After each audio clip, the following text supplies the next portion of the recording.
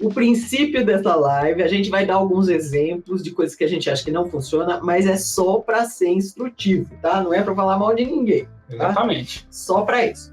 Muito bem. A gente fala em vários lugares, a gente fala de marketing para autores, o que tem que fazer, o que não tem. Mas hoje a gente vai fazer concentrado onde pode dar erro e como isso tem impacto na vida de autores que estejam tentando vender seus livros, certo? Certo. Muito bem. As coisas que mais têm impacto são capa. Uma tonelada de pessoas compram ou deixam de comprar um livro pela capa, gente. Infelizmente... E eu odeio. Se passou pela sua cabeça aquele famoso clichê, eu odeio você. O que é? Compra o livro pela capa? Como é que é? O livro... Não, se julga o livro pela capa. Mas não é verdade. As pessoas julgam sim. Essa frase fede. Sim. E não apenas capa, mas capa associada ao texto de contracapa. Então, foi feita uma pesquisa linda com 6 mil leitores de gêneros variados. Eu adoro os americanos, que eles fazem pesquisa de tudo. E dos 6 mil do Goodreads, então são leitores mesmo, e comentando por que é que eles compram ou deixam de comprar uma obra. Então, 17% dizem que compram pela capa. 60% dizem que compram pelo texto da contracapa. Amores, é isso que eu vivo dizendo. Capricha no texto da contracapa. Ou, no caso da Amazon, seu e-book, o texto que descreve o livro. Vivo dizendo, importante, tá? Se você não cuida dessa parte... O livro não vende, mesmo que seja bom. Mesmo que seja bom, criança. Muito bem, recomendações, 21%. Então, 21% compram porque alguém em que eles confiam diz que o livro é bom. Então, interessante, vejam, quando fizerem marketing, tentem atingir as pessoas que são consideradas importantes, relevantes dentro do gênero que você pratica. Seja ficção, seja não ficção. Na não ficção, evidentemente, alguém da área dizendo que o livro é bom. Na ficção, alguém que lê ou comenta, ou é crítico, ou é super leitor. E dentro disso daí eu incluiria também os depoimentos de quem lê o livro lá na Amazon. Isso são as resenhas. Essa Você botou resenhas? Sim. Ótimo. Então, as resenhas. Então, por que um livro não vende é quando alguma dessas coisas, e temos mais, depois vamos comentar outras, mas alguma dessas coisas está muito ruim. Vamos dar alguns exemplos, Sidney? É claro. Vamos dar um exemplo? Quer pegar esse clube de autores? Bora! Então, nós vamos dar um exemplo. Gente, não estamos falando de qualidade, tá? Eu não sei se esse livro é bom ou não é. Não tenho ideia, aliás. O que eu tenho ideia é que a capa, o título, o subtítulo e a sinopse não estão bons, tá? Vamos lá. Vejam só. Então a gente tem... Pode comentar a capa. O negócio chama O Beijo do Gordo. Beijo do Gordo. E olha só a capa, né? Podia... Não tem nada a ver com nada. Quer dizer, esse título podia ser Noite de Chuva.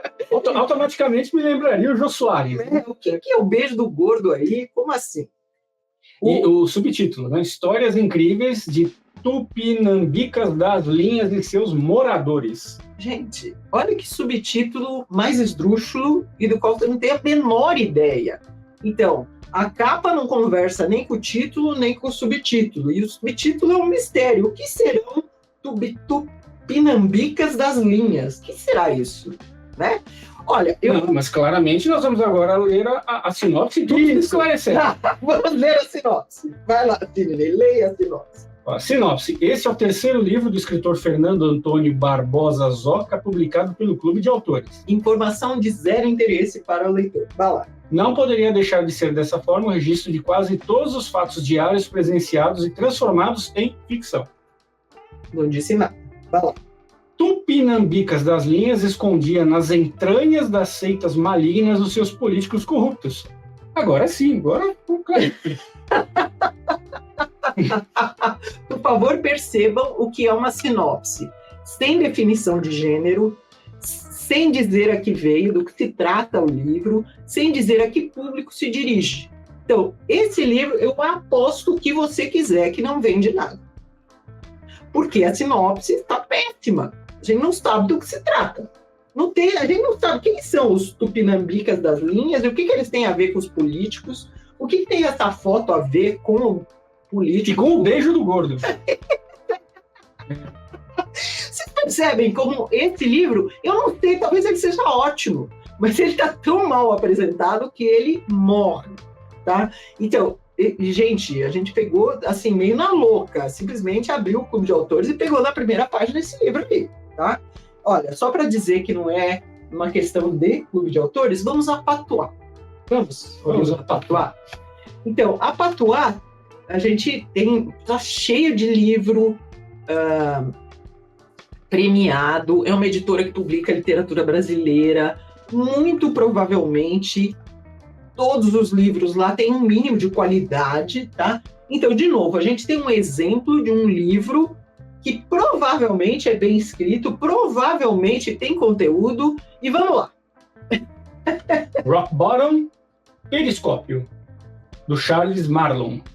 Tá, pelo menos Periscópio tem um menino com um periscópio na capa, né? A gente não sabe o que o periscópio tem a ver com a pedra, mas claramente nós vamos ler a sinopse e vamos descobrir. Vai lá, Cid. Claro. Charles Marlon, que eu sempre leio Charles Manson. Não é, né? Charles Marlon é pai da Louise e escreve. Agora porque precisa ou por falta de coisa melhor para fazer. Gente, pausa. Primeiro, o leitor, antes de conhecer você, não está interessado na razão pela qual você escreve. E se você vai dizer uma bobagem dessas, contenha-se. Escrever por falta do que fazer é algo absolutamente que não atrai leitor. Já depois, na verdade, depois encontra, né? Eu escrevi qualquer coisa e soltei aí. Exatamente. Não tem a menor urgência, não tem a menor chance. Eu preciso ler esse livro. Por quê? Porque ele escreveu o que não tinha o que fazer. Se você não tem o que fazer, por que eu vou ler? Exatamente. Continue. Tem quatro livros para a editora Patuá. Aí cita os 4 livros. Os 4 livros, blá, blá, blá. Lançou recentemente There is a Lou in My Life, pela Amazon KDP, que já é um título em inglês que também pode vir a ser um problema, a não ser que ele esteja o livro todo em inglês publicado na Amazon para os gringos. Sim, vamos lá. Tem 2 livros de poemas prontos, o mais recente, E Meus Amigos Cadê? Outro chamado Cirrus, com o prefácio do amigo Alcides Neves, um de contos, Pirita, com o prefácio do amigo Ronaldo Pirialauskas. Periscópio é sua estreia no romance. O que você acha de Periscópios? Estreia desse homem no romance. E é um romance. É um romance, Periscópio, e não tá a explicação do porquê. Alguém quer apostar comigo que isso não vende? Eu não tenho certeza do que vende, do que vai dar certo, mas eu tenho certeza, esse aí não vende. Por quê? Porque não tem a menor explicação, gente. Mais um livro, e muito provavelmente tem um bom conteúdo, que foi publicado pela Patuá, não é autopublicação, tá? O sujeito tem outros livros publicados, então ele deve ter alguma qualidade e tal, mas ele não diz aqui veio. Então... E aí na questão da capa, obviamente, se tivesse uma sinopse bacana, eu ia conseguir fazer uma ligação entre o que foi pensado na capa com o assunto. Sim, porém, como não tem explicação, pode ser qualquer coisa. De bater o olho. Eu nunca imaginaria que essa capa é um livro de romance. Então, acaba sendo uma aproximação, nada liga com nada, né? Pois é. Então, a gente está vendo com exemplos. Não precisei rastrear a internet atrás dele, não. Tropecei nele. Eles pularam na sua foto. Exatamente. Então, só para dar exemplos de como pode ser desastroso não escrever uma boa sinopse, não fazer com que a capa converse com essa sinopse, não ter gancho, uma razão para que o leitor queira ler aquilo ali. Tá? Só um detalhe aqui, Montessan, o primeiro escritor que não consegue vender nenhum livro é o que não coloca o livro à venda. É verdade. É aquele que não informa ninguém que ele tem um livro. Esse é o pior marketing possível, o zero marketing. É a Cláudia Salata, quem vê capa não vê coração. Muito bem. Aqui, a A farmácia de livros, eu olho muito a sinopse. Se é gigante, eu já desisto de entender a história do livro. Precisa ser sucinto e dar vontade de ler. Verdade, farmácia, verdade. Você está indo em ficção ou não ficção, tem que dizer do que se trata esse livro.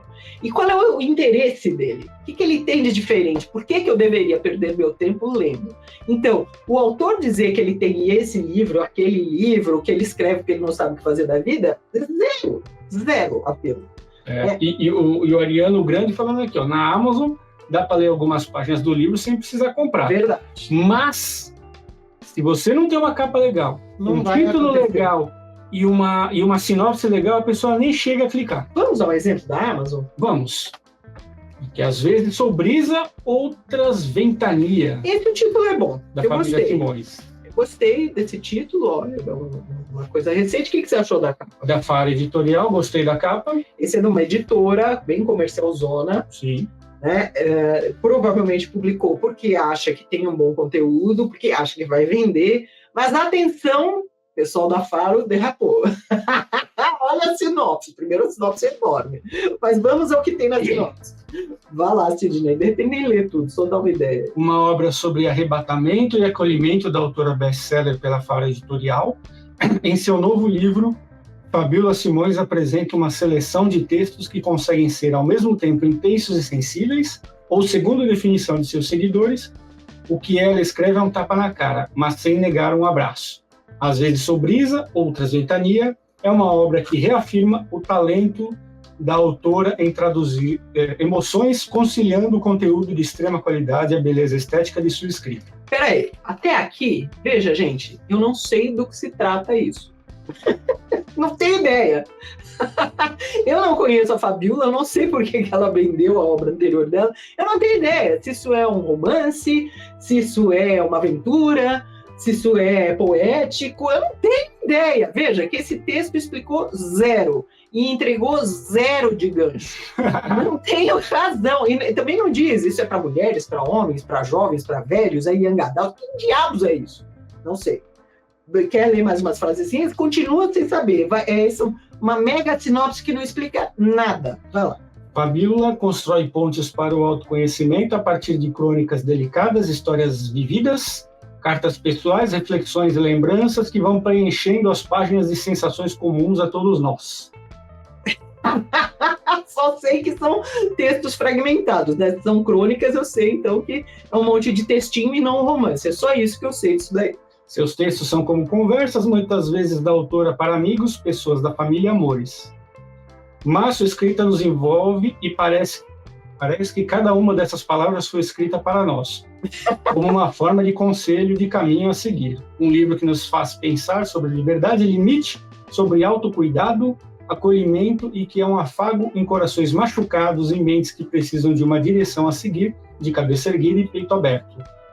Percorrendo as páginas, você será conduzido por um olhar poético e reflexões sobre os temas mais urgentes das nossas relações e do espírito do nosso tempo. Gente, olha lá, tem umas 20 linhas aí e não disse a que veio. Vocês percebem? Eu aposto que isso aí não será um best-seller.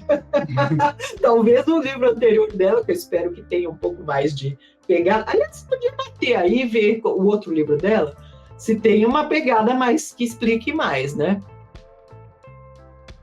Aquele primeiro, Melodia de Trovões. Dá uma olhada para ver se a gente sabe do que se trata, né? E é da Faro também. É da Faro, muito bem.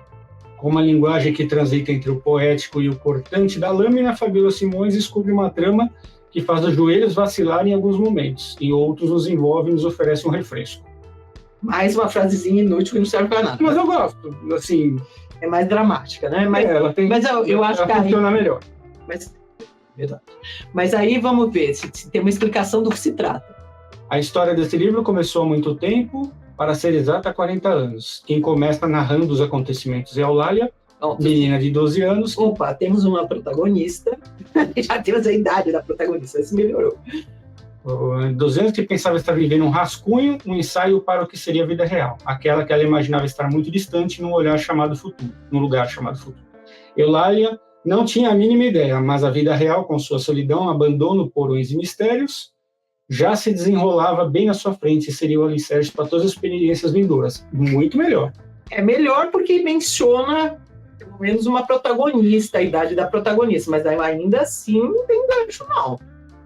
Leia mais, bate aí no Leia Mais para ver se tem um gancho. O olhar carregado de leveza, a facilidade com que transformava a realidade em aventura e os questionamentos inocentes frente à vida e à morte camuflam as angústias vividas naquele período. Se tivesse vocabulário, talvez nomeasse sua solidão.